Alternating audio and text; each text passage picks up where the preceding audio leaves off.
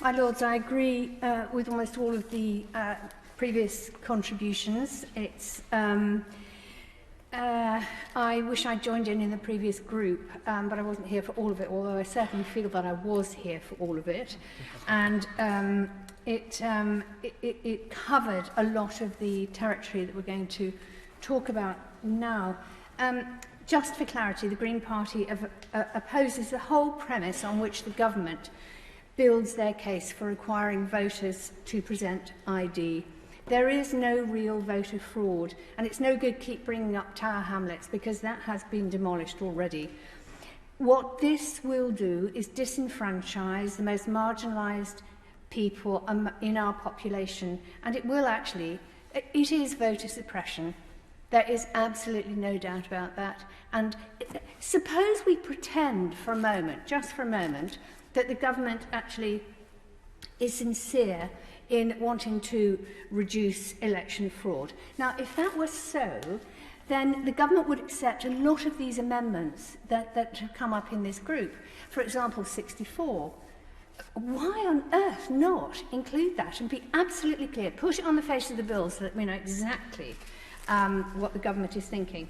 And of course, 78. Why not accept that? If somebody has voter ID, they are accredited, and why shouldn't they support somebody else who might have forgotten their own ID? I don't do anything where I have to show ID. I know the noble lady, Lady Noakes, said she has to show it for a lot of things. You know, the last time I was asked for voter ID was when I used my passport for ID. I don't do anything that needs ID, and there are a lot of people like me. Personally, I think this is Trumpian, it's Putinesque, and we've heard a lot about integrity and trust, and the last time I spoke to the Minister about the government that we have at the moment, the government, our Prime Minister, Number 10, the Cabinet Office, who quite honestly do not understand what integrity is about.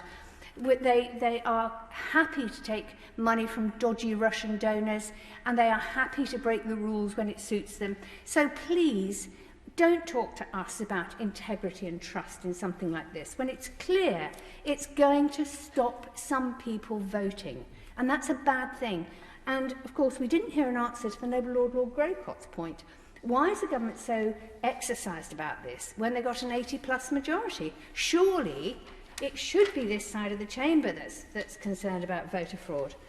I think that the government is bringing some terrible legislation, and we sit here and listen to the ministers, for whom most of the ministers have a huge amount of respect. I don't understand how they can back this government. I just don't.